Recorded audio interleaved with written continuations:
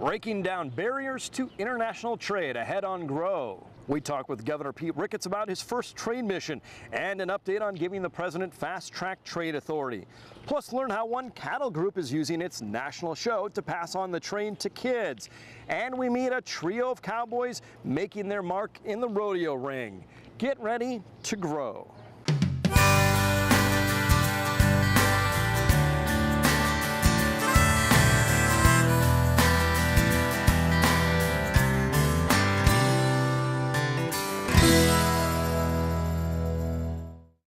Our top story on this episode, Congress takes action to give the president more trade power. The House narrowly passed Trade Promotion Authority Thursday, the first step of many to resurrect President Barack Obama's trade agenda after his own party torpedoed a combined bill last week. The chamber voted 218 to 208 on TPA, which will give him the latitude to negotiate a 12-nation Pacific trade deal sought by most Republicans and a small number of Democrats. Breaking through food fears. Governor Pete Ricketts says the nation's farmers face trade barriers because of GMOs. The governor wrapped up a trip to Italy, Belgium, and Denmark. Ricketts went to promote Nebraska beef and ethanol. The common ingredient in both is our corn, but most of that contains genetically modified traits, something the European Union scrutinizes closely. The governor says having several farmers and ranchers on the trip made an impression. Are able to talk face to face with the people we're meeting with, it really changes perceptions in a way that I couldn't do it personally by myself.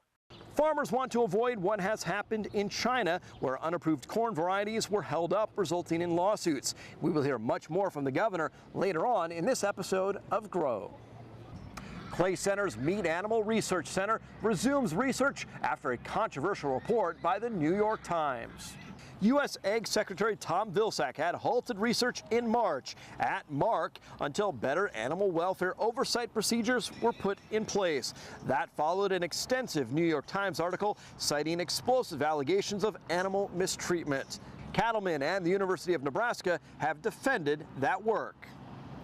Denied. Hall County says no to a business because of manure, odor, and traffic. Sounds like a feedlot, but it's not. It's a spin-off business. Here's more. But I still think cow stinks no matter how you dispose of it.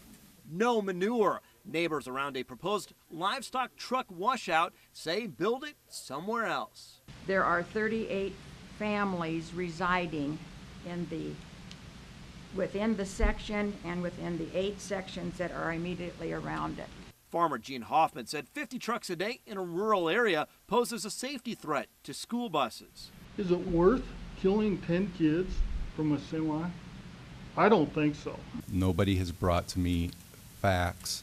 Board Chair Scott Arnold says he's heard the emotional arguments, but says Hall County needs to look at facts and welcome a business with a $500,000 payroll, run by Chad Ruda of Fremont, who appears to have a strong track record.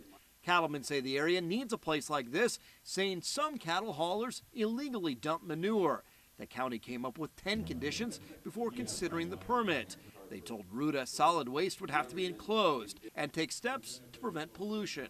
And this is the hottest seat I've ever sat in my life. But with more than 30 in the audience, the board rejected the permit to locate at the former Mid-Nebraska Speedway. I'm asking what I'm to do with my property. Chad Ruda said he's a man of faith and believes the denial may be an answer to his prayers. I prayed last night with my wife, and we decided that if this wasn't going to be the location, we just became very excited. He has got something better for us. The U.S. Labor Department is coming down hard on a produce farm in Ashland.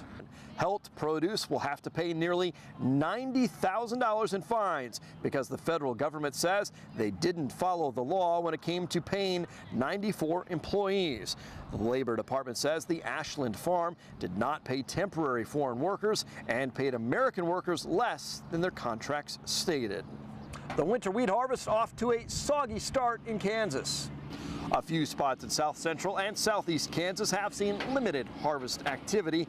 The industry group Kansas Wheat says one farmer as far north as Salina reported cutting last week.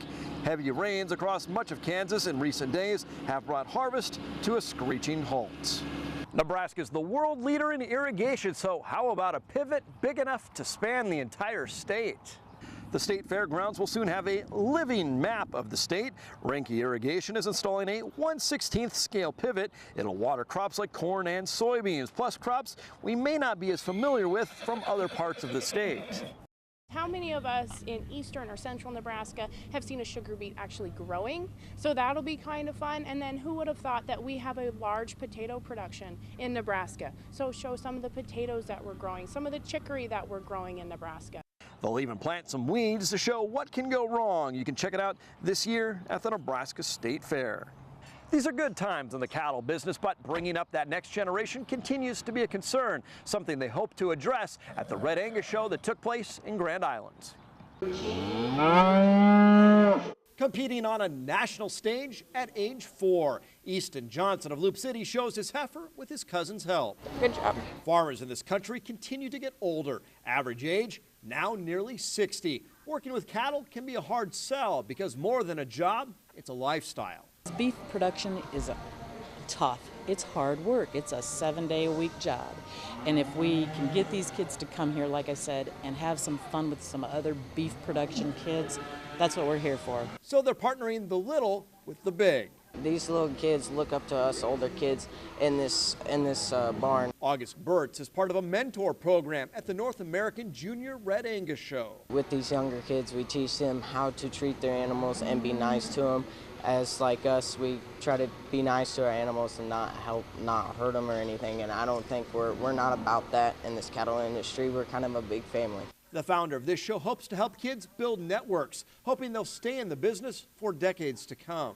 Beef production is like a small fraternity of people. The more we can keep everybody connected and supporting each other, the better we are. For Katie Caldwell of Edgar, it means passing on values learned on the farm, teaching kids like Easton hard work and proper animal care. If they're happy, healthy, and well taken care of, you will turn a profit and you'll feel very noble knowing that you're doing something for the better of the world.